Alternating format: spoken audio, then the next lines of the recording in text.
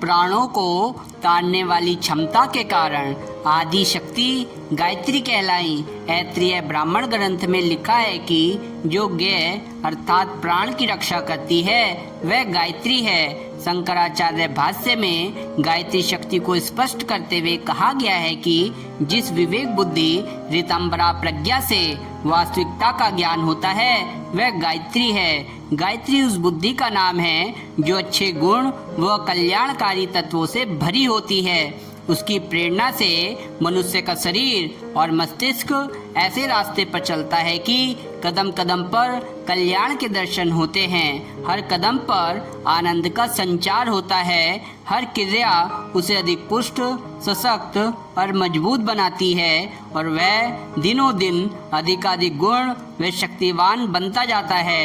जबकि दुर्बुद्धि से उपजे विचार और काम हमारी प्राण शक्ति को दिन प्रतिदिन कम करते जाते हैं। दुर्बुद्धि से इस अमूल्य जीवन को यूं ही गंवा रहे व्यक्तियों के लिए गायत्री एक प्रकाश है, एक सच्चा सहारा है, एक आशापूर्ण संदेश है जो उनकी सद्बुद्धि को जगाकर इस दलदल से उबारता है, उनके प्राणों की रक्षा करता है और जीवन में सुख शांति और आनंद का द्वार खोल देता है। इस तरह गायत्री कोई देवी देवता या कल्पित शक्ति नहीं बल्कि परमात्मा की इच्छा शक्ति है जो मनुष्य में सद्बुद्धि के रूप में प्रकट होकर उसके जीवन को सार्थक एवं सफल बनाती है। जीवन व सृष्टि के रहस्यों की खोज में साधनारत ऋषियों ने ध्यान की गहराई में पाया कि इनके मूल में सक्रिय शक्तियाँ शब्द के रूप में विद्यमान हैं। आदि शक्ति का साक्षात्कार 24 अक्षरों वाले मंत्र के रूप में हुआ जिसका नाम इसकी प्राण रक्षक क्षमता के कारण गायत्री पड़ा। गायत्री मंत्र में 24 अक्षर हैं। इनका संबंध शरीर में स्थित 24 ग्रंथियों से है जो जागृत होने पर सद्बुद्धि प्रकाशक शक्तियों को सतेज करती है। गायत्री मंत्र के उच्चारण से सूक्ष्म शरीर का सितार 24 स्थानों से झंकार देता है और उससे ऐसी स्वर लहरी उत्पन्न होती है जिसका प्रभाव अदृश्य जगत के महत्वपूर्ण तत्वों पर पड़ता है और यह प्रभाव ही गायत्री साधना के फलों का प्रभाव हेतु है।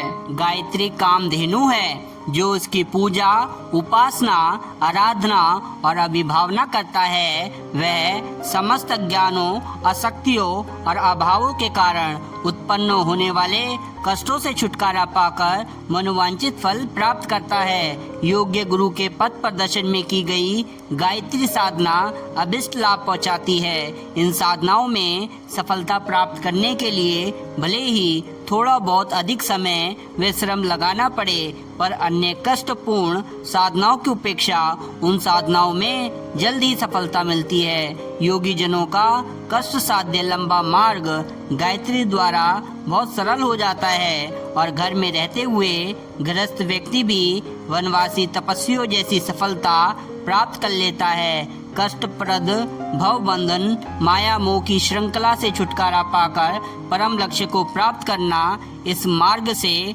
जितना सरल है उतना किसी और मार्ग से संभव नहीं। गायत्री साधना द्वारा मानसिक परिष्कार, व्यक्तित्व के विकास, दुखों का निवारण और आत्मिक विकास के दिव्य लाभों के अतिरिक्त कई सिद्धियां, विशेष शक्तियां भी प्राप्त होती है। इन शक्तियों को कर्मशः अर्जित करते हुए व्यक्ति अनुपम, अद्वितीय, असाधारण व्यक्तित्व का स्वामी बन जाता है।